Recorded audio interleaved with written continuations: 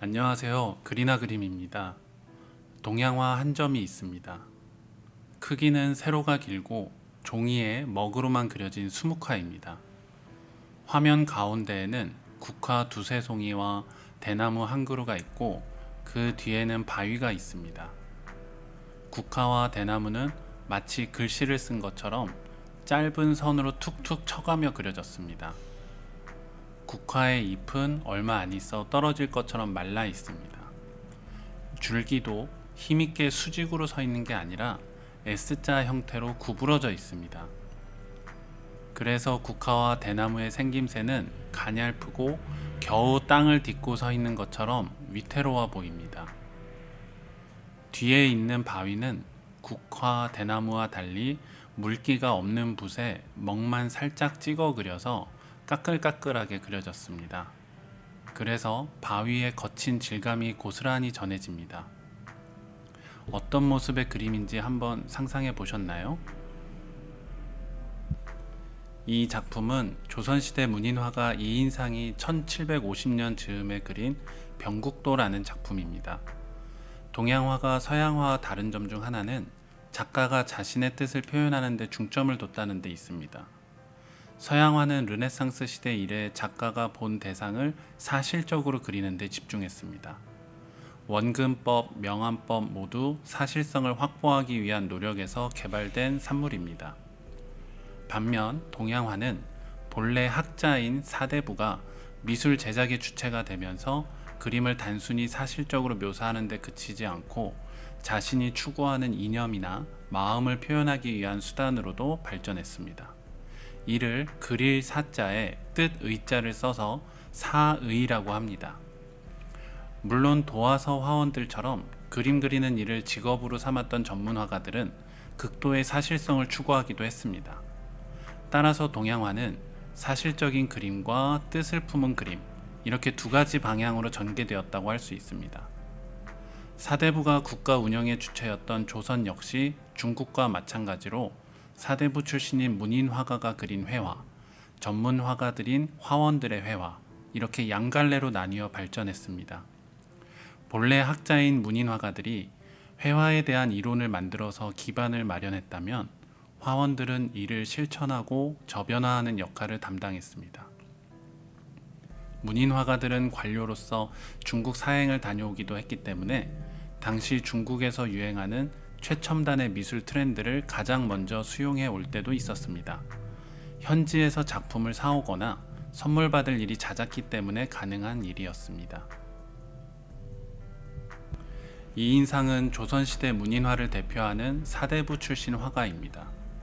그의 회화를 보면 단순히 어떤 대상을 아름답게 그리려고 했다기보다는 뭔가 의미가 담겨 있다는 느낌을 받게 됩니다. 아름답게 그리려고 한다면 먹과 색을 곱게 사용하고 디테일에도 신경을 써서 화면이 장식적이고 뭔가 가득 찬 느낌을 주는 게 일반적입니다. 그런데 이인상의 회화는 이와 정반대의 느낌을 줍니다. 병국도는 단어 그대로 시든 국화라는 의미입니다. 화면 한가운데에는 가느다란 대나무와 시들시들한 국화가 배치되어 있습니다. 특히 국화는 너무 시들하여 손만 대어도 곧장 부러질 것처럼 앙상한 모습을 하고 있습니다. 그 뒤에는 오랜 세월을 견디면서 깎이고 깎인 바위가 있는데 이 역시 풍화작용이 심한 탓인지 만지면 바스러질 것처럼 불안한 모습을 하고 있습니다. 이인상은 바위를 그릴 때는 물기가 전혀 없어서 까끌까끌함이 전해지는 붓으로 먹만 살짝 찍어 그렸고 국화와 대나무는 매끈한 필선으로 그려 서로 대조적인 느낌이 들도록 했습니다. 아마 국화와 대나무를 부각시키기 위해 필치의 차이를 둔 듯 합니다. 화면의 배경에는 어떠한 세부 요소를 그리지 않아서 전반적으로 쓸쓸한 전경이 느껴집니다. 그 속에 위치한 국화의 모습은 수명을 겨우 연명하고 있는 것처럼 강조되어 보는 사람으로 하여금 작가 이인상의 마음이 어땠을지 쉽게 짐작할 수 있게 해줍니다. 이인상은 사대부 집안의 서얼 출신이었습니다. 조선시대에는 양인 신분인 첩과 낳은 자식을 서자와 서녀, 천민 신분인 척과 낳은 자식을 얼자와 얼려라고 불렀습니다. 이를 합쳐 서얼이라고 했으며 이들의 출신은 대물림되었습니다. 그리고 차별받는 존재였습니다. 이인상은 높은 학식과 높은 수준의 시, 서예, 회화 실력을 고루 갖춘 사대부였지만 서얼 출신에 대한 사회의 유리천장은 견고하여 관료로서 뜻을 펼칠 수 없었습니다. 늘 하급직에만 머물렀고 말년에는 은거하면서 본인이 좋아하는 시서화에 집중하며 지내다가 1760년에 세상을 떠났습니다. 이 작품 병국도에 대한 해석은 여러 관점으로 가능하지만 아마도 이인상이 처한 환경과 그에 따른 그의 마음에 비추어 보는 것이 가장 합리적일 겁니다. 아무리 노력해도 뜻을 펼칠 수 없는 존재. 나 자신은 서얼이 아니지만 증조부가 서얼 출신이라는 점 하나만으로 자신도 차별받는 존재가 되어버린 상황 등이 그의 그림에 녹아들었습니다. 시들시들한 국화는 자신을 상징하고 뒤에 놓인 바위는 오랜 세월이 흘렀음에도 도저히 변화의 기미가 보이지 않는 당시 시대상을 보여줍니다. 다만 국화의 모습은 비록 강인한 힘이 느껴진 것은 아니지만 그럼에도 땅에 주저앉지 않는 모습에서 마치 시련을 겪은 사람이 어떻게 해서든 살기 위해 마지막 의지를 부여잡고 있는 것처럼 보입니다. 국화와 어우러진 채 서 있는 매우 가느다란 대나무는 국화가 쓰러지지 않도록 자신의 몸을 내어준 것처럼 서 있습니다. 국화의 꽃잎이 마치 사람의 손처럼 대나무를 부여잡고 있는 것처럼 보이기도 합니다.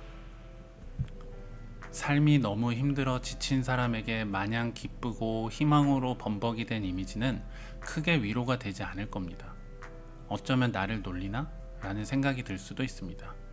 힘들어하는 사람에게 가장 중요한 건 힘들다라는 사실을 인정해주는 거죠. 위로는 여기에서 시작해야 합니다. 금세라도 꺾일 것처럼 위태로워 보이는, 하지만 그럼에도 끝내 꺾이지 않고 서 있는 국화의 모습은 긴장감과 함께 힘들어하는 사람에게 분명 힘과 위로가 되어줄 겁니다. 이인상의 병국도는 금세 꺾일 것처럼 삶이 힘든 사람에게 은근한 위로를 건네주는 작품입니다. 마치 소설 마지막 잎새처럼 잎이 무성하여 푸른 나무보다 마지막 이파리 하나만이 남아있는 나무에서 힘을 얻는 것과 같은 맥락으로 이해하시면 됩니다. 여러분은 힘들 때 마음이 편안해지는 작품 혹은 일상이 좀 지칠 때 여기에서 벗어날 수 있는 나만의 루틴이 있으신가요? 만약 없다면 이참에 하나 마련해 두는 것도 좋을 것 같습니다. 지칠 때마다 그 루틴을 따르면 힘이 나는데 분명 도움이 되리라 생각합니다. 오늘의 작품 해석은 여기까지입니다. 그럼 다음 영상에서 또 뵙겠습니다. 감사합니다.